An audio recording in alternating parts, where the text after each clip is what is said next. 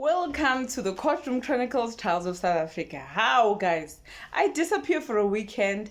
I'm having a great time. I come back. Boom, Indiawa. What is going on? What is going on? If it's your birthday, Mda, say happy birthday, happy birthday. And this is the last day of June. And yeah, we're halfway through. I hope all your plans, your vision board, everything that you plan to do, you are halfway through. If not, you still have time to do what you want to do. Without wasting any time, let us talk about this from awards to arrest. The Khumalo scandal. This is what I want to talk about today. So 6 months ago, Lieutenant General Dumisani Khumalo stood at the Kgosi Mampuru prison handing out SAPS Crime Intelligence Excellence Awards. And he called those officers the best of the best. On Friday, he was in court. He was arrested for fraud and corruption. Hey, what is happening in South Africa? Terrible things are happening, guys. Terrible things. Today, we break down what it means.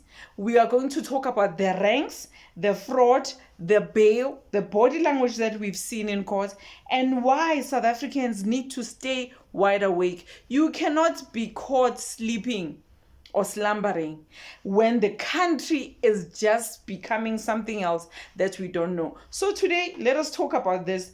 Why does this matter? Why does it matter? So let us talk about a little bit of a background check about who is Khumalo. Who is Ubabu Khumalo? So Ubabu Khumalo is the Lieutenant Dumisani Khumalo. He led the SAPS crime intelligence.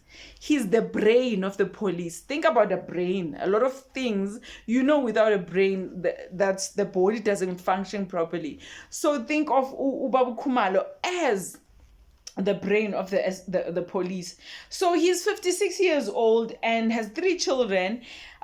He holds a bachelor's degree and earns about 74,000 a month, but says he can't afford 1,000 rand bail. Okay, well, we'll get back to that and explain how bail works. So let us also talk about the charges and affidavits. So we've got 7 accused people here. All 7 of them, they face 4 counts each of fraud and corruption. And they are tied to the allegation unlawful appointment of a 30-year-old brigadier, Udinewo Mukwili, despite no policing skills or verified qualifications. So, in every company, there's HR. We have the same thing in the SAPS. There are people who will verify everything before you are appointed as something, especially senior positions. So we are going to look at that. What happened? And yeah, we really don't know what happened, but we're going to try and look at some things. So let us talk about the body language moment that I've said earlier, is that in court, Khumalo's lips were pressed together and still like this. That is what I saw. Like a child that is being told to shush, basically. So the silence says a lot. It's not control, it's containment. Now, this is the brain of the South African police. And now he's in court, sitting on the same docks that criminals sat. And he's high up there, and now he's found in the same place as criminals. It's something else. What is happening in our country? Okay, so let us talk about the affidavits, fact or formality. So 7 of the affidavits, this is what the magistrate said. It said one template was used. It's a copy and paste. He said they've only changed names. So what is an affidavit? It is a sworn under oath statement. It's something that is sworn under oath. And if you lie, it's a criminal offense. So why did these leaders barely change the word? We don't know. It's probably they are lawyers. They used the same templates and everyone was given the same thing. Or that's how, we don't know. But it's a serious thing. You have to say whatever that you write there. It has to be true because you sign afterwards. And if you were found that you were lying, it's a criminal offense. Okay, let us also talk about the ranks, the records, and the red flags that we've seen. So we have 7 accused, like I said. Accused number 1 is Lieutenant General Khumalo. He's got over 30 years experience in the SAPS. He has a bachelor's degree and he earns around 74,000 a month. That is number 1. Accused number 2 is Major General Philani Lushaba. He is the SAPS CFO. He remains in custody due to the pending Schedule 6 case. So everyone got bail for 10,000, but he remains inside because there's another case that he has that is also pending. So what is Schedule 6 is most serious under the Criminal Procedure Act. So let us go now to accused number 3. Who is accused number 3? That is Major General Nosipho Madondo. A lot of people thought Nosipho Madondo and Umukwili, the lady Udineo, is the same person, and it's not. So they have a little bit of resemblance. I don't know why. So accused number 3, Major General Nosipho Madondo, she has a conviction, an assault conviction from 2010. So when her affidavit was read, this is what we had, that she has that conviction from 2010. It matters. These things matters, hey? So accused number 4, Major General Josias Lekalakala. He also has a conviction of reckless driving that was around 2001. Then we also have accused number 5, Major General Zwelithini Gabela. He's married, has 5 children, and a BTech in policing. Accused number 6, Brigadier Phindile Cynthia Ngube, has no past convictions. He's the head of the SAPS vetting. So I need you to pay attention because vetting is something that is important in the SAPS, and I will explain what vetting means. So she's responsible for the background checks and the security clearance for senior appointments. That is why she's there. Accused number 6. She's responsible for that. Then here's the trick now. Here is accused number 7. Brigadier Dineo Mukwili. She's 30 years old. That is number 1. She has allegedly fast-tracked to brigadier. And previously, she worked at BMW in cybersecurity and claims to hold an MBA. But it was never completed. And she's a first-time SAPS employee, reportedly earning around 55,000 rands a month. No policing background. She doesn't have a background. So the question you might be asking yourself, how has she moved from constable to brigadier, but she has never worked in the police, in the South African police system before? This is where it gets tricky. And this is why we are talking about this. So imagine being a 30-year-old brigadier in the SAPS.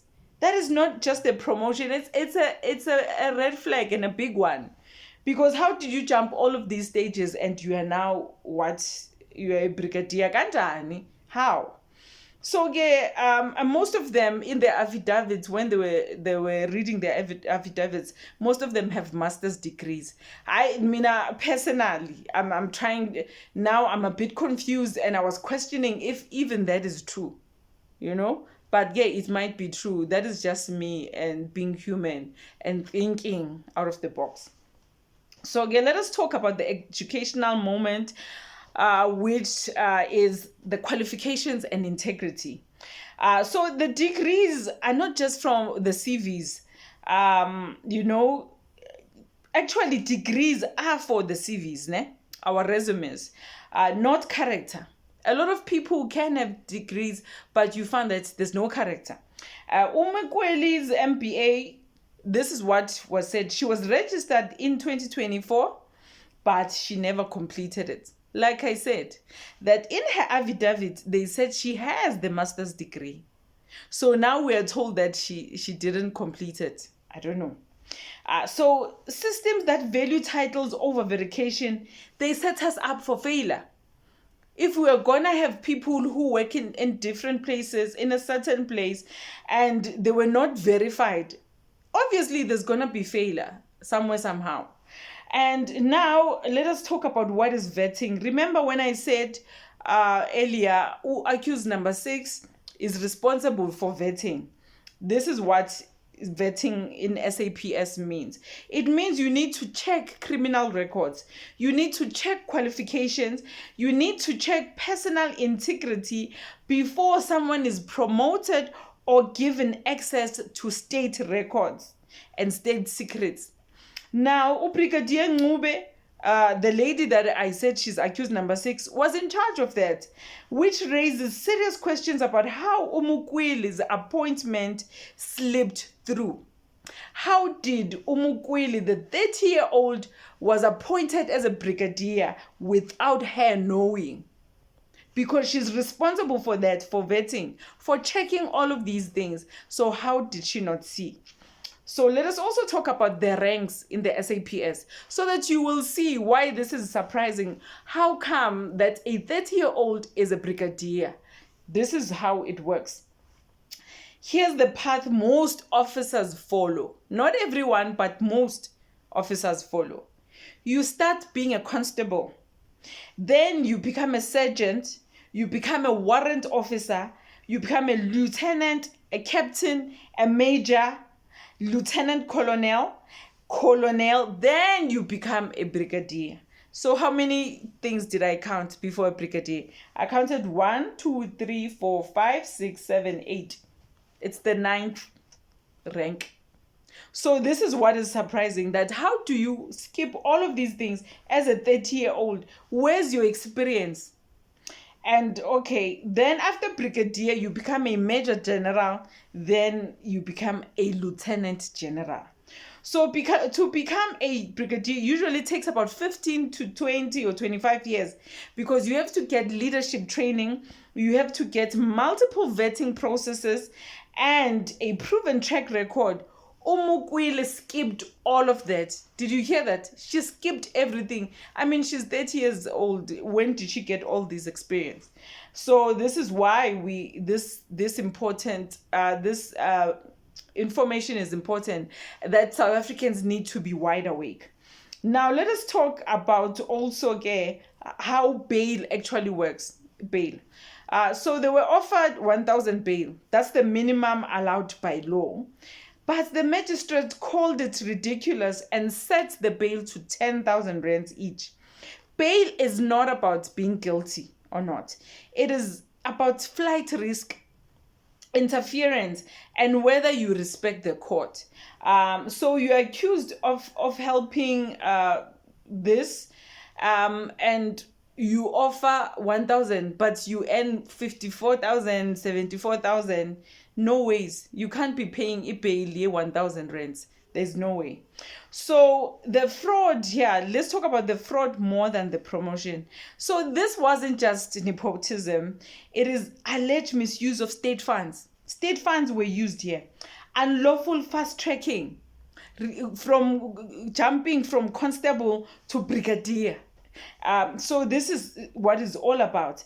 And the fraudulent job appointments. The question now is, how many job appointments were done that are not known, like this of Udinewo Mukweli?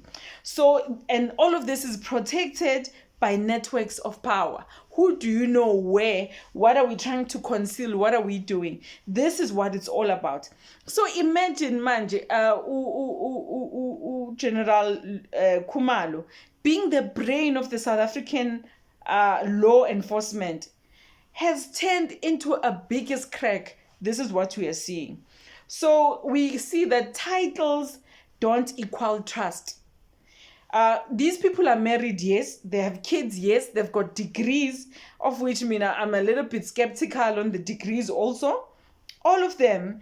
And every one of them right now is in handcuffs. They are arrested. And respectability isn't immunity. So people might have titles, we might be calling them all these things, but there are questions that we should be asking ourselves. This is why this matters and why it's different. It's not just a fall from grace. It's proof. No one is untouchable. you are in the crime intelligence, you are in the last time I made a video about the 12 soldiers that were arrested. You, just because you are in the Sunday F, you're a soldier, it doesn't mean you're untouchable. Just because you are in the SAPS, it doesn't mean you're untouchable. We are not just watching a story, we are decoding it. And next time someone flashes a badge and a degree, we must ask questions. Who verified that? Who appointed them, and why? So if you like this type of reporting, because we report news, ne? We are not journalists. I'm not a journalist. I'm a content creator. If you like this, you can subscribe. If you believe that we need accountability, even from the top people, subscribe, like, hit that notification button, and yeah, we'll be coming with more. And until next time, I hope you had a marvelous weekend like I had. God bless. See you on the next one.